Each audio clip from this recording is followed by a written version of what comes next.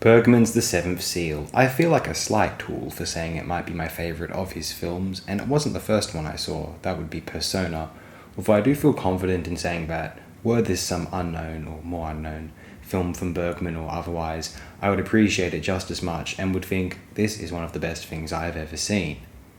The Seventh Seal might be one of the world cinema classics which a layperson might have an easier time appreciating, unless they are so averse to such convicted dialoguing or subtitles at large, although it has occurred to me that The Seventh Seal is a world cinema film which someone like my father could thoroughly appreciate, whereas I cannot imagine he would, though I could be wrong, get much out of Persona, 8.5, Buñuel's Viridiana, or Godard's films.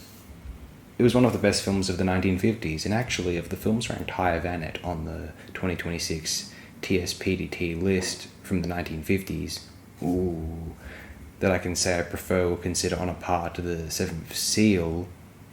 The only ones are A Vertigo, possibly Pay for Panchali, though I'd sooner say it of another Satyajit Ray film, such as 56's Aparajito, or if we look outside of the 50s, 1962's Abidjan, or 1970s The Adversary, or that same year's Days and Nights in the Forest.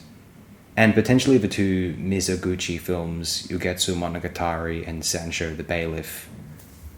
Can't imagine not being a champion for this film. Showing it to people who have no idea of the breadth of world cinema is an incredible experience. I feel an odd attachment to Bergman and Swedish films in general, because I once experienced a Swedish Ghost, and hell, who knew that some existential theological dissertation set during the medieval era could be so damn watchable, thoroughly entertaining, immensely memorable.